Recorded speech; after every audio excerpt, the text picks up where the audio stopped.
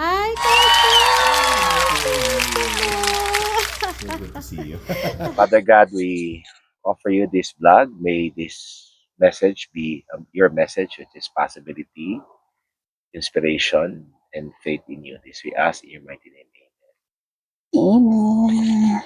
Okay, so good morning, everyone, to all my followers. Here's Coach Russ. So, here's our transformational coach. And yung sinabi niyang informal mentor. And finally, nandito na siya. Nakita ko na siya in person. So, thank you so much for giving me time in unexpected time and day and makes me so kilig to have you in our podcast. Yes. Okay, Coach Raz, kung sino man yung hindi nakakakilala sa kanya, can you give me a brief introduction about yourself? Sige, una-una, no, it's an honor for me to observe you. So, nag-message ka and you just said you want to serve people who you want to serve. So, again, this is an Yes. opportunity to serve people you serve. So, Yes. my name is Ras. A lot of people call me Coach Ras. I'm 56 years old, born and Mhm. raised in Davao City, but already lived in Manila for the past 20 years. Everything that I do is just to support people to believe in themselves, Yes, to believe in yes. their dreams. And I'm just so blessed to see a lot of people changing the reality from kapang, hirap, problemado, struggle to Mhm. right now living a life that they Mhm. dream about, that they think it was impossible when it was possible. Simply Mhm. because, again, what I tell people that you have to start believing in the capacity of your creator. That's right. And Yes. the way we express that is not just to pray and read the Bible, but also to believe in your own capacity because God gave you everything to make you Mhm. successful. Yes. And natutunan ko yung sinabi niyo about manifestation. Actually, I just manifest you. Wow. So 2 years ago, actually, that's how I got introduced to Coach Ras kasi nakikinig ako ng podcast while I'm driving. And then napagod ako kay Chinkitan, lagi na lang. And then kasi all about money. And then kay Coach, kay Father Bo. And then until I saw you on YouTube. So akala ko pare si Coach Ras.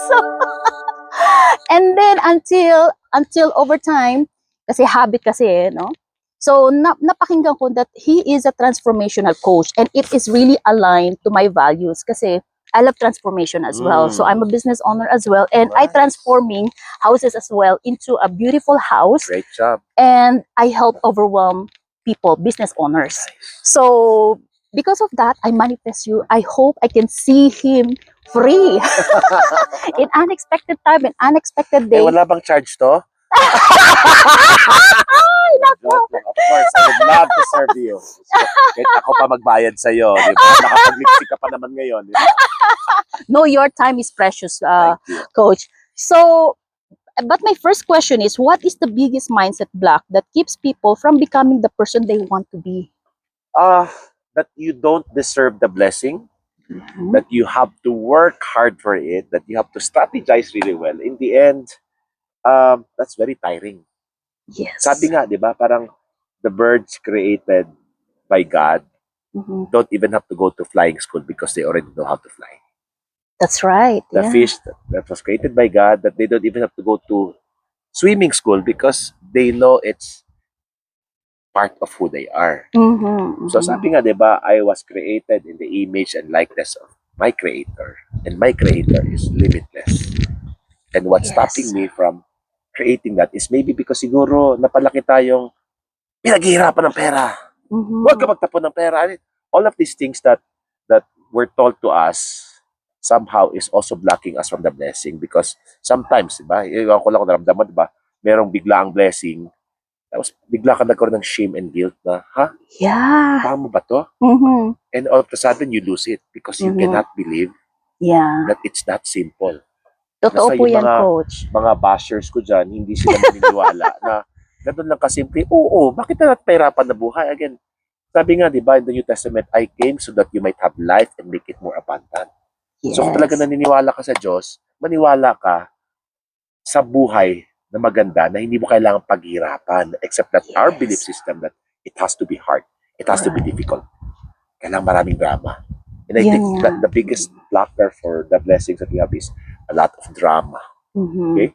And that will stop us from creating the result that you want, and just being able to believe. And belief here is not just, again, praying the rosary, going to the mass, that's part of it, but believing here is that every day I carry that excitement, that I know that whatever I want, that dreams that are impossible are just available if I just believe. And my work here is to make sure that I show up every day carrying the energy, the frequency, the Right. feeling of my creator, which is excited. That's why it's called enthusiasm. I like what you said po before, that you have to be ready to receive. Exactly. Like, okay, prepare. That's why last Saturday when we talked, when you give me this audio, I'm ready to receive. Okay. Nakapilik mata ka pa, Of diba? course, I have to prepare. Actually, hindi po ako Naka-up nagpilik. shoulder pa siya, oh. Samantalang ako hindi pa naliligo. Okay, coach. So what's the difference between wanting a better life and actually being ready to change? Wow, that's a very good question. We all want better lives, except right now, I just like to let you know that a lot of people, I can safely say 9 out of 10, have given up already the hope that life will get better. Because at the end of the day, parang, kahit no matter how much I try, I keep on pushing, parang hirap, parang imposible. So people give up already.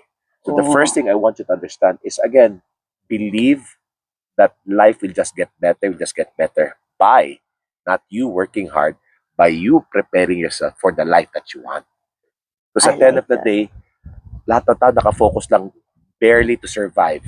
No? They wake up with an alarm clock, they go right to their work, and then they find means and ways to earn more money, and then they go home, watch TV, they sleep. It's just a never-ending cycle. Except maybe if you want to have a better life, you need to prepare for that. And maybe the first step here is be intentional. Okay. Okay, when A big word, be intentional. just be intentional, which means your life will never change, not unless you change your habits. Your habits of what? Taking care of yourself. Because the source of all great things that we create in life is ourselves. But here's the thing, we're just focusing on our work, on our business, on our children, anything that's external to us that has nothing to do with the blessing that you want to create. But if you want to really live a happy, successful, beautiful life, you need to be intentional in making sure that you take care of yourself first. So when you start taking care of yourself, everything else will just follow. And here's the thing, Totoo a lot of yan. us are dying because we take care of our own family. We take care of our work. We take care of our own children. Who's taking care of you? Nobody. So the first thing I want you to understand is that you are the money-making machine. That every money that's coming into you or every spent is coming from you.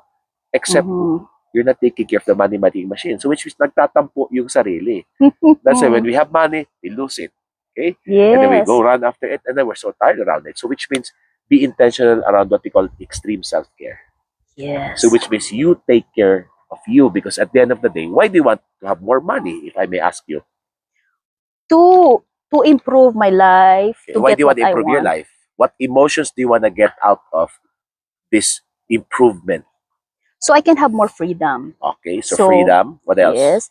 And then so I can buy whatever I want Okay. without thinking Still about about tomorrow. freedom. Okay, Yes. how about happiness? Oh, of How about course. peace of mind? Oh, yeah. How about joy? Oh, But here's yes. the thing, we know that is more important than money, but we make money more important. That we run after money, but we lose number 1, peace of mind. We lose number 2, happiness and joy. We lose number 3, fulfillment. And all of those things that we're running after is just taking us away from what's the real meaning of why we want to have a good life. That's right. Yeah. Bottom line, we just want to feel good about ourselves. That when I provide for my family, I want to feel good about myself. When I want to buy something, I want to feel good about myself. When I want to do this, I want to feel good about myself. But what is taking us away from feeling good about ourselves is number 1, pagpupuyat. Oh, Right? yes. So useless your money if your physical health is at stake. All right? Number 2, when you look at the mirror, of course, I'm so proud. I'm 56. When I see the mirror, wow, I feel good. Kasi useless, kahit mag-Hermes bag pa ako dyan, yung mga expensive clothes, but I don't feel good about myself. Right? And number 3, Also the family that I care, family that I love. If I don't have time for them because it's all about money, I don't feel good about it. Mhm. And that is something I want you to start looking into, that in the end, if good life what you want and the way you measure good life is money, why not start feeling good about yourself? Because when you feel good about yourself, when you do your business, it's excitement and more money will come to you. I And love according that. to Ken Honda, that's happy money. Natutuwa yung pera lumapit sa iyo at nagdala ng maraming barkada kasi masaya doon kila Larfield, masaya doon kila Mhm. Ras. Damihan natin, halika doon tayo mag-party-party versus, ay, ayoko doon, tinitipid tayo, ayoko doon. Yes. Ang daming binabudget tayo doon, parang hindi tayo pinapakawalan, tapos ang pinakawalan tayo, may samang loob pa. Diba? Ayan na Yeah. naman, mga bayarin. Versus, wow, go!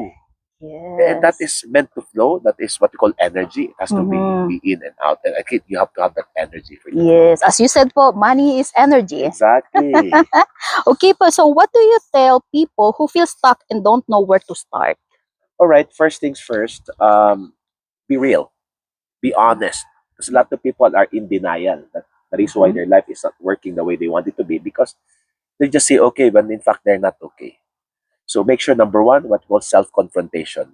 Mhm. Magpakatotoo ka na yung buhay na meron ka ngayon, okay nga, pero okay ba talaga? Because if you keep on denying and you're just okay with it, time will come, walang magbabago sa buhay mo. Sabi nga ni John Maxwell, or ewan ko si John Maxwell ba? O, Yeah. John Maxwell, Mhm. people are not willing to change until they are hurt enough that they Mhm. have to. Ibig sabihin, no, kailan tayo kakain ng healthy at mag-exercise kung inatake na sa puso. Tama po So yan. pag tinamaan ka na at dito ako magbabago, why not just say, okay, I'm not where I want to be. Be honest. That's the first step. Mhm. Okay? Mhm. Number two, anong contribution bakit palpak ang buhay ko? Anong contribution bakit ako stuck? Anong contribution bakit naghihirap? And maybe the first thing first here is really own up the things that you don't like. That means in the end, you can no longer blame your ex. You can no Sa longer mga ex blame your dyan. children. You can no longer blame your boss, your Yes. the The government. economy, the government. Stop blaming. That's the first thing. Stop blaming. Own Mhm. up. If I'm successful, it's my fault. If you are struggling, that's your fault. So that's the first thing. Because there's no change not unless I start owning up my life. So, thirdly, right? I'm a big believer of mentorship. Oh, yeah. And hopefully the mentor that you are able to support yourself with is, again, there are different mentors. There are formal and informal Mhm. mentors. No? Mhm. So the informal mentor, I listen to somebody who I like again and again and again. Nagkakaroon ako ng bagong idea. Yes. Doon sa bagong idea, nagkakaroon ng bagong action. Doon sa bagong action, nagkaroon ako ng bagong result. No? Mhm. Pero iba pa rin kung meron kang formal mentor. Kaya Yes. gustong-gusto ko yung mga network marketing, Mhm. insurance, real estate, Mhm. direct sales kasi there are real people who have real results na hopefully yung lifestyle nila, yun ang gusto mo. Mhm. Hopefully yung values nila pareho kayo. Then get yourself mentorship because that's another way of you taking a look at on number 4 vehicle. Mhm. Kasi gusto mo ng good life tapos yung vehicle mo, ganun pa rin, hindi magbabagong good life mo. You have to take a look at it, be real and be honest. Maybe your vehicle right now is just your comfort zone, your familiar zone, and you don't want to get out of that. Your life will be the same. So you have to Mhm. test yourself and create a new vehicle to create you. But above all, number 5, most important for me is daily routine. You have to Yes. change what you do on a day-to-day basis. That is Mhm. very intentional. Like for me, I intend to sleep. No? Nag-message siya, matutulog na ako. Before 9 o'clock na sa bed na ako, 10, by all means, I'll be in bed. Mhm. By hook or by crook. That's my Mhm. daily routine. I wake up every day 4 a.m.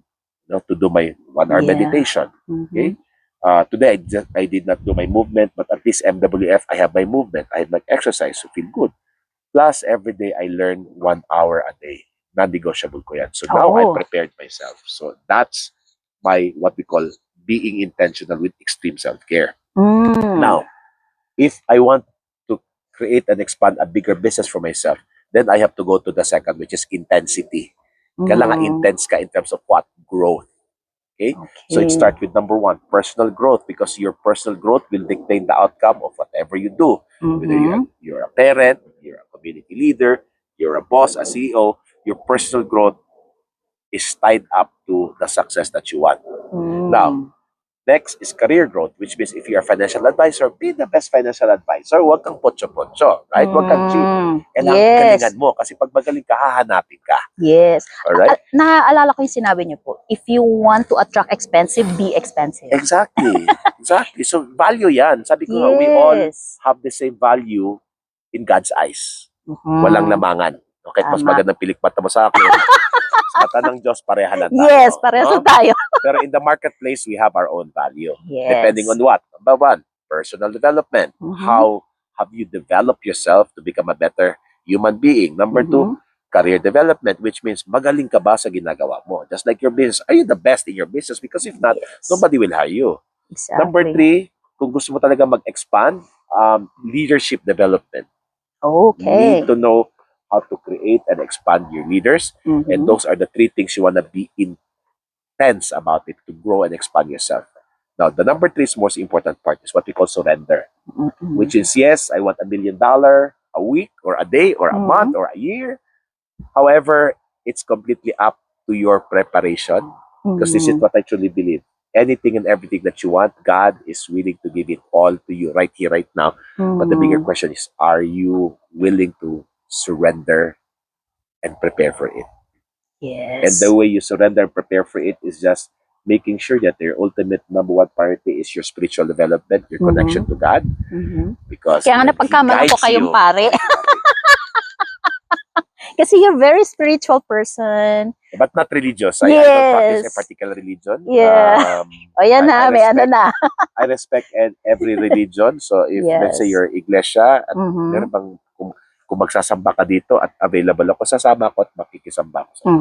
Kung Katoliko ka at may mass at available ako, sasama ko sa'yo. So wala akong pinapanigang religion. Lahat yan, pare-pareho. Lahat yan naniniwala sa Diyos. Kaya Yes. okay ako dyan. Pero hindi ako makikipag-away sa'yo na yung religion ko mas magaling Yes, sa'yo. yes. Tama po yun. Kasi we all have different opinions. Right. Okay. Oh my God. Intense ang ating mga sagot. Okay. So how do you overcome po yung fear of making a decision that could completely change your life? Wow. Ako kasi I don't decide. I just make a choice. Okay. Ano pinagkaiba ng decision? Decision, pinag-isipan mo, nag-compute ka, nag-pros and cons ka. And that's all about your own intelligence. Nothing wrong, except minsan nagkaroon ng analysis paralysis. Ang tagal. Yun. Okay? Yung choice, walang basihan. Gusto ko lang. Nasa puso ko. And therefore, when I make a choice, it's just really surrendering to the choice I make and make it work even if it's not gonna work. Okay. Kasi, ang paniwala ko, at maraming hindi sumasang-ayon sa akin ito, in fact, nilabas ko itong content na ito, tapos yung mga kaibigan kong katulad ko rin na motivational, inspirational, transformational, sabi niya, mukhang people might get that wrong, but I still believe in this. When the right person do the wrong thing, it will always be right. Anong ibig sabihin? Kunwari pumasok ako sa negosyo mo at yung negosyo mo ay palpak, pero kasi tama akong tao, pumasok sa negosyo mo, gagawa ko ng paraan, itatama yan. Oh, I like Now, kung palpak man, I will say, okay, I will not blame you. I made a choice to join your business. And palpak siya, hindi para sa akin, hindi para sa ibang tao. I will learn from it, and I'll just thank you because you introduced me to the business. Yes. Okay? Next person, when the wrong person, yung maling tao, ginawa yung tamang pamamaraan, it will always be wrong. Bakit? In the very first place, he entered the business, mali-mali ng mindset niya. Mali-mali ang skill set niya. So which means kahit gaano katama ang ibigay mong pamamaraan, i-blame ka pa rin. Kasi nga, yung mindset niya, hindi pa rin nagbago. Na ang mindset niya is all about blame or victim ako dito. Whereas ang mindset ng right person is, okay, I'll take full responsibility. Papalpak ito hindi, gagawang ko ng paraan. So the first things first here is, ako para sa akin, kung may oportunidad na feeling ko yung offer sa akin ang opportunity, yung result na gusto ko sa buhay niya sa kanya, check na yan. Number 2, yung lifestyle. Baka naman kasi yung lifestyle niya, no? Gabi-gabi na nasa bar. No? Parang hindi pwede. So, dapat yung lifestyle na gusto ko nasa kanya, nakikita ko, check yan. Okay? Number 3, values. Is this person relational or transactional? Is this person transformational or just motivational? I think I wanna make sure that. But number 4, lastly, is integrity. Ano bang track record ng taong nag-imbita sa akin? Baka naman kasi ang gadali magsalita, patay tayo dyan. Now, when I have these 4, then I don't have to think. Hindi ko na kailangan magkaroon ng pros and cons. I'll just make a choice, surrender to the choice, and do whatever I need to do it every day, and guaranteed it will create the most beautiful, because the choice is coming from my heart. Ano example nito? Siyempre siguro nung dalaga ka pa, sabi mo sa mga barkada mo, ang gusto ko talaga tall, dark, and handsome. Tapos nung kinasal ka, Naiba. Tapos sabi ng bridesmaid of honor mo, friend, di ba sabi mo tall, dark, and handsome? All opposite. Opposite naman. Pero yung dark talagang dark. Tapos bakit siya? Love ko. Yun ang problema. At ipaglalaban mo. So that's choice coming from the heart, decision coming from the mind. Okay. So paano naman po yung sabi kasi nila na kapag nagkapera ng tao, nagbabago siya? Totoo po ba yun? Or ano po bang opinion niyo about dyan? Pera will amplify who you are already inside. So kung kadiliman ang nasa loob mo, ma-amplify ang kadiliman mo. Pero kung kindness ang sa loob mo, ma-amplify ang kindness. So at least we still have to go back to what's inside. It's not money. And now we make money as evil, no? So may $10 million dyan. O, tapos ang belief system mo is money is evil. Bibigay ko sa'yo, tatanggapin mo, hindi. Ay, hindi. Hindi magpaka-evil tayo, di ba? Yes. Kaya dyan tayo umihirap eh. Di ba? Kasi yung ganun. in the end, para sa akin, yung pera, hindi lang yun sa mga anak ng mga satanas, anak din ng mga Diyos yan binigay. So, in fact, yeah, money will just amplify what's inside. So, which means para sa akin, in everything that I do, I want to make sure that what's inside me is clear, what's inside me is in full alignment with the goodness of my Creator. Wow, I like that. Okay, so what mindset separates entrepreneurs who quit from those who keep going? All right. I think it's taking a look at the reason why I quit, it's because my focus lang is all about money. Okay. My focus lang is all about profit. Focus lang is all about what I can get. And not all the time, this is honor, you get what you want. Not all the time. There will be a lot of times that you'll be frustrated, there will be betrayal, there will be hurt, there will be pain. But when your purpose is clear, why you put up this business, whether you earn profit or not, you still keep on going, because my choice to help is bigger than my desire to earn. But this is one thing I learned about, I've been a business owner for 30 years. I have 34 companies right now. Yan ang ganda ng takbo. Kasi isa lang yung aking pinakabasihan dyan.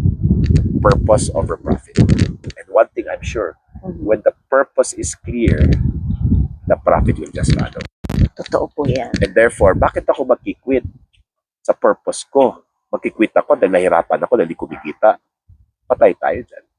Yun lang. So meaning yung foundation is not that strong. The foundation is all about making money. I mean, nothing wrong around making money. I love making money. But if my foundation is just making money, if money is not showing up and I get frustrated, ang daling mag-quit eh.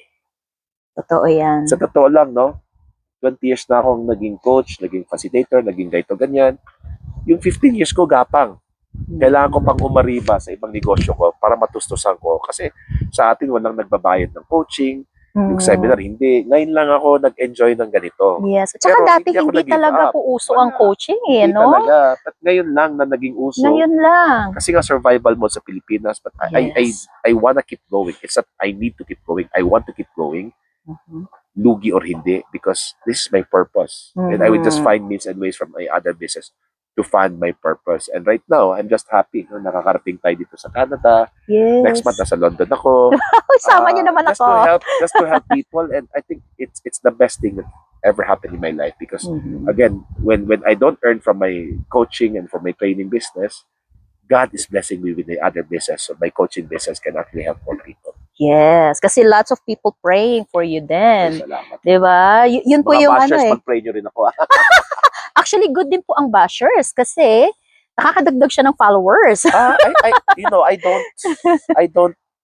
I don't, despise the bashers. Maybe Mhm. hindi lang nila nakikita yung nakikita ko. Kaya nga, Yes. I continually show up.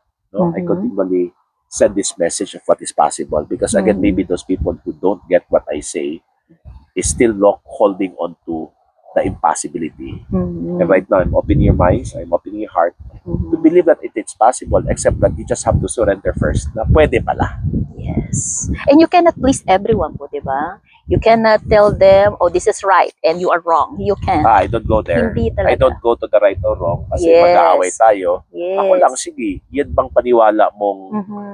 kahirapan sa buhay, effective sa buhay mo? Kung happy ka dyan, di, God bless you. Go Pero for kung hindi it. ka happy, kaya nga meron akong ino-offer na bagong pananaw, ino-offer na bagong way Mhm. na sama, baka naman, subukan mo lang. Baka gaganda buhay mo. Di ba? Kasi Mhm. 50 years mo nang pinractice yung kahirapan, Mhm. okay? At diyan ka pa rin ng panghinahawakan mo. But subukan mo lang. Baka naman meron pa palang ibang pamamaraan na sinishare ko. Kasi nag-work sa akin, Mhm. nag-work sa libo-libong taong sinusuportahan ko. Mhm. Baka naman pala mag-work sa'yo. Yes. Yes. Okay, so ano po yung one mistake you see ambitious entrepreneurs repeatedly making? One mistake, that they forget to take care of themselves, that they never regard health as wealth, I'm guilty. Guilty ako doon. they never regard relationship as wealth, Okay. they never regard growth as wealth, Mhm. but they just regard money as wealth. And I would always say money is just a result of my health, Mhm. my relationship, and my growth. Mhm. And therefore, if I focus on taking care of my health, taking care of my family's relationship, taking care of my growth, and above all, taking care of my calling, my purpose, my mission, and if I do it really well, money is just a result. Oh, may follow-up question po ko dyan. So, how do you help someone break patterns? When Kung they seminar na repeat pala it? ito, hindi ko alam. Akala ko interview lang ito. Pinagsiseminar na ako. Sulitin na Okay, natin. number one, tignan mo yung nangyayari sa buhay mo. Ano yung mga paulit-ulit, Okay. right? For example, tayo na lang, About no? health po, sa health. Health. Yan. Okay, so paulit-ulit na lang, no? Every year, mangangako kang magda-diet na ako. Sinabi Yun mo na ang ba yan? problema. Years Lagi na lang. So paulit-ulit. So obviously, there's a pattern that is showing up in your life that you don't like. Mm. And the pattern will start with your verbal conditioning.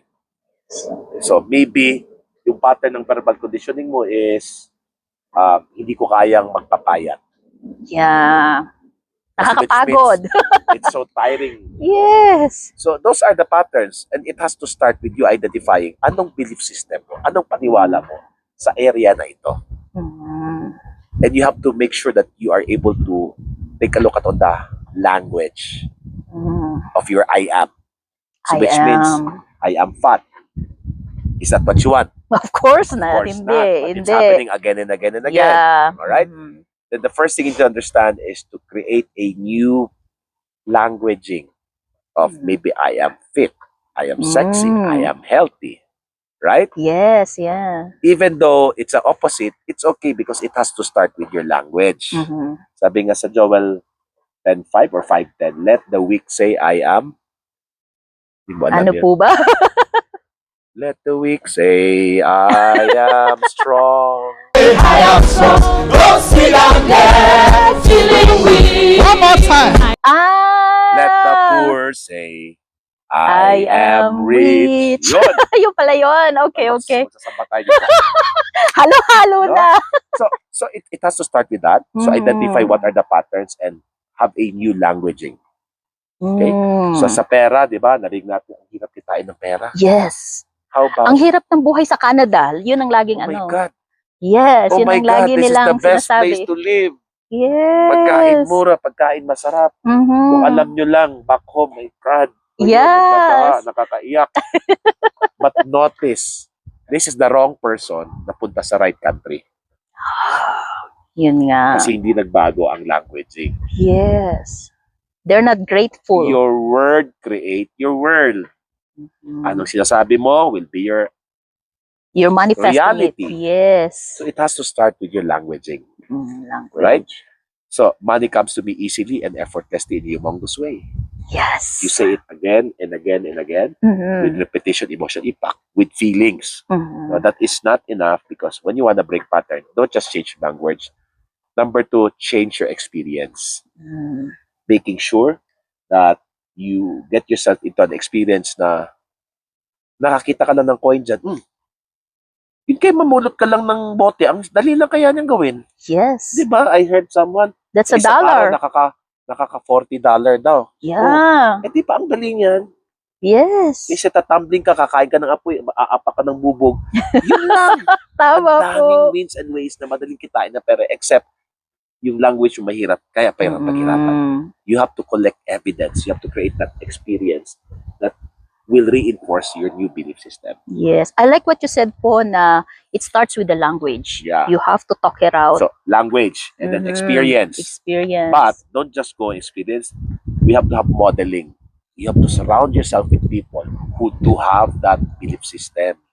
Okay. Kasi importante, meron kang taong hinahangaan. No? Na kung wala kang makita, Kaya idol ko si Coach. wala kang makita, kung meron siyang podcast, pakinggan mo araw-araw kasi mabe-brainwash ka eh. And ako, the biggest thing that Totoo yan. allowed me to break my pattern is to listen to a podcast again and again and again. Hanggang number 1, ma-memorize ko na. Hanggang number 2, naging self-language ko, naging self-talk ko na. Number 3, na-reprogram ko na. Number 4, naging behavior ko na. Hanggang naging result ko na. Hanggang naging ako na. It has to be repeated again and again. Modeling. But the biggest factor here, number 4, really is environment. So you cannot continue wanting to have a better life and you're hanging around with people who's always complaining about life. Sorry, but you have to change your friends, change your crowd, change everything if you want to change your life. Nothing changes, and not unless you decide to change. Number 1, verbal conditioning. Number 2, experience. Number 3, people who you look up to. And number 4, environment. That's how you break patterns. Okay. Di ba yan? Magsa-seminar na tayo. May bayad na. May Okay. bayad na to. So if someone watching today feels like they've lost themselves, what would you tell them? Hanapin mo yung sarili mo at hindi ka nawawala. You've never lost yourself. You just disconnected to who you truly are. And this is one thing I'm gonna guarantee you. You are not your name. You are not your religion. You are not your nationality. You're not even your money. But you are a beautiful, perfect, abundant, limitless creation of God. And you just have to connect to that. And it may sound easy to hear, but yes, that's the only solution.